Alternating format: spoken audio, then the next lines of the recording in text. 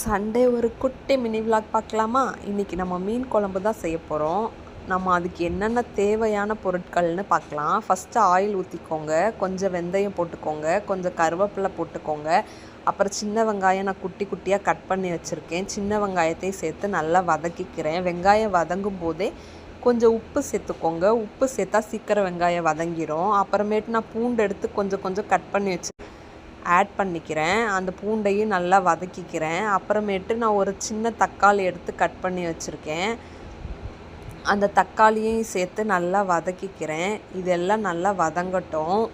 இது வதங்கும் போதே நான் ஒரு பேஸ்ட் ஆட் பண்ணுவேன். அந்த பேஸ்ட்டில் நான் என்னென்ன சேர்த்துருக்கேன்னா, கொஞ்சம் சின்ன வெங்காயம், 2 தக்காளி, கொஞ்சம் மிளகு, கொஞ்சம் ஜீரகம், கொஞ்சம் மஞ்சள் தூள், கொஞ்சம் வரமிளகாத்தூள், அப்புறமேட்டு நீங்கள் வீட்டில் வந்து புளிக்குழம்புக்காக அரைச்சி வச்சுருப்பீங்கள, அந்த பொடி 2 ஸ்பூன் சேர்த்து கொஞ்சம் தேங்காய் சேர்த்து ஆயில் ஆல்ரெடி வதக்கி மிக்சியில் அரைச்சி வச்சுருந்த பேஸ்ட்டு தான் அது.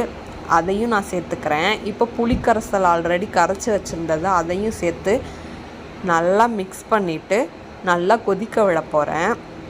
ஒரு 5 மினிட்ஸ் நல்லா கொதிக்கட்டும். அப்போ தான் அந்த ஆயில் நல்லா கொதித்து வரும்போது அந்த ஆயில் பிரிஞ்சு வரும். ஆயில் பிரிஞ்சு ஆல்ரெடி நான் கட்லா மீன் எடுத்து நல்லா வாஷ் பண்ணி க்ளீன் பண்ணி வச்சுருக்கேன். அந்த மீனை இப்போ இதில் ஆட் பண்ண போகிறேன். ஒரு விஷயம் என்னென்னா, மீன் ஆட் பண்ணுறதுக்கு முன்னாடி நீங்கள் அடுப்பை ஸ்லோ ஃப்ளேமில் வச்சுக்கோங்க. இப்போ நான் மீன் ஆட் பண்ணிட்டேன்.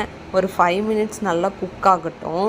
குக் ஆனதுக்கப்புறமேட்டு அடுப்பை ஆஃப் பண்ணிடுங்க. அவ்வளோதான், மீன் குழம்பு ரெடி.